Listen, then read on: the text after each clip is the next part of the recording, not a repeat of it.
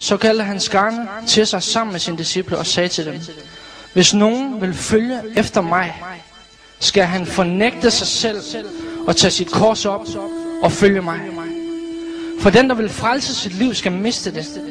Men den, der mister sit liv på grund af mig og evangeliet, skal frelse det. Hvad betyder det at være en Kristi disciple? Når du læser dit Nye Testamente, så ser du, at når du siger ja til Jesus, så er der en omkostning. Så er der en pris, der må betales. Så er der en vej, som indebærer smerte, død til kødet. Men det er en nødvendig og afgørende proces. Det er en hård vej. Det er en trang vej. Og det er en vej, hvor dem, som vil leve i Guds frygt, de vil opleve forfølgelse. Og det indebærer død til selv. Og det er en død, som er et tegn på din kærlighed til Gud. Vi vil gerne have fra ham, men vi vil ikke give til ham. Vi vil gerne nyde ham, men vi vil ikke lede for ham. Den ånd hersker. Vi vil gerne komme og få noget, men vi vil ikke komme og lægge vores liv ned og ofre os selv for ham. Og når det kommer til den hårde vej, hvor du skal betale prisen, hvor du skal svede lidt, hvor du skal bløde lidt, så løber vi. Så har vi ikke lyst til det. Gud, han kalder en generation, som vil lede, som vil bløde, som vil gå hele vejen. For hvad hjælper det et menneske at vinde hele verden, men bøde med sit liv? Hvad hjælper det?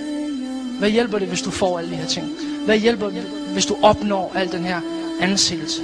Alt det her såkaldte succes? Hvad hjælper det, hvis du ender med at dø alligevel?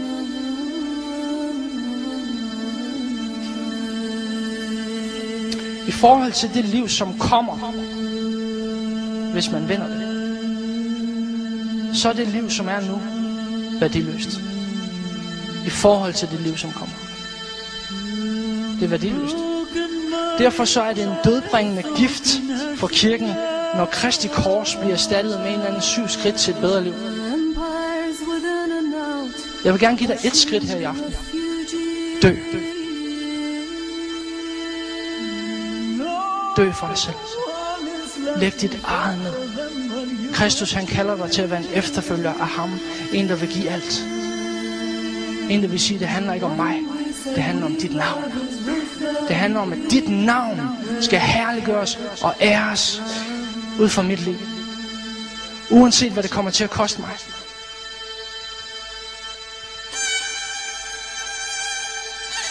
Det at være en Kristi disciple betyder, at alt i vores liv afspejler, at vi lever med evigheden for øje. Alt i vores liv afspejler, at vi har det perspektiv, at der er altså et liv, som kommer efter det her liv. Og at vi motiveres af det. Det eneste, der giver os håb i forhold til evigheden, det var det, der skete for 2000 år siden, da han hang på det træ. Nøgen og ydmygt, slået og blødende. Og ved du hvad, kære venner, der er store konsekvenser for ikke at have det her perspektiv. Der er store konsekvenser for at bare sige, at jeg lever mit liv nu, og nu skal det leve, så nu handler det bare om at have det godt og have det fedt. Og alt skal bare køre derud. Der er store konsekvenser ved ikke at forstå, hvad det er, det her det handler om. Vi ikke at have en stærk, klar, daglig bevidsthed om at leve for Kristus. Og forstå, hvad det var, han gjorde på det kors. Kristi kors, det bør være vores livs grundlag. Vores altopslugende passion, vores motivation. Det, som driver os. Den kraft, der gør, at vi lever. Hvis du ønsker at være en Kristi disciple, så har du brug for evangeliets kraft hver eneste dag i dit liv. Du har brug for at være bevidst om, hvad det var, Kristus han gjorde for 2000 år siden. Og det er ikke bare en eller anden, som du hørte dengang du sagde ja til Jesus. Men det er noget, som er levende for dig. Det skal være sådan, at du føler, at det er som om, at han døde i går. Og det bevæger dig lige så meget.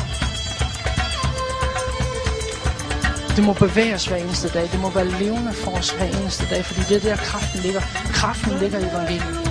Evangeliet er Guds kraft for dem, som tror.